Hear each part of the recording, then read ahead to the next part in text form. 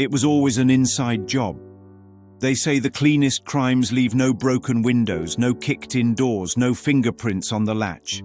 They say the most dangerous thief is the one who never has to sneak in, because he already lives there. That's the whole secret. That's the twist nobody wants to face. The world keeps hunting for some shadowy figure climbing through consciousness with a crowbar, some invisible enemy planting guilt, planting fear, planting shame. But look closely. There's no forced entry. There never was. There was a boy named Marcus who grew up convinced someone was always breaking into his peace. Whenever anger hit him, he'd swear, "Something got into me." When fear surged, he'd whisper, "Something is attacking me." And when guilt rose like smoke in a locked room, he'd swear the devil himself had slipped through the vents. So Marcus became an investigator of his own mind. He chased suspects. He interrogated moods. He searched for clues that would prove an intruder was behind all this trouble. Years passed, and the mystery only deepened.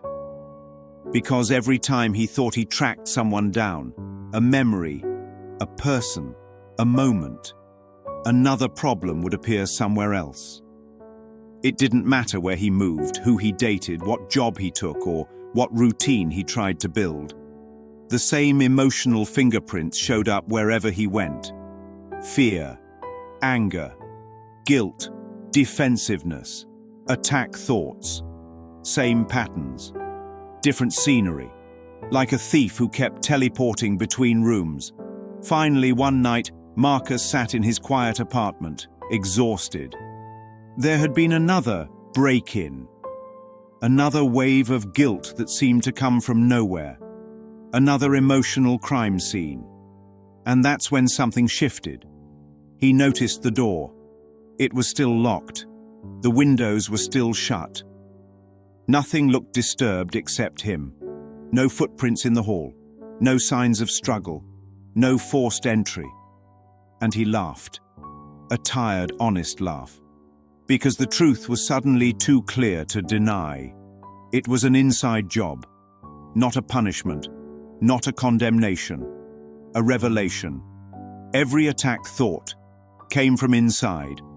Every defensive reaction came from inside. Every moment of guilt, shame, or fear. No stranger planted it. No villain broke in. No cosmic burglar tampered with the locks. It was his own decision-making mind, quiet, powerful, and always choosing. The problem never left its source. It traveled with him because it was of him. Not because he was broken, but because he was the one with the key. And that changed everything. Because if the fear was coming from the inside, then the freedom had to come from there too. No forced entry and no forced exit. No deity kicking down the door. No savior shaking the lock from the outside. Just a choice waiting to be made.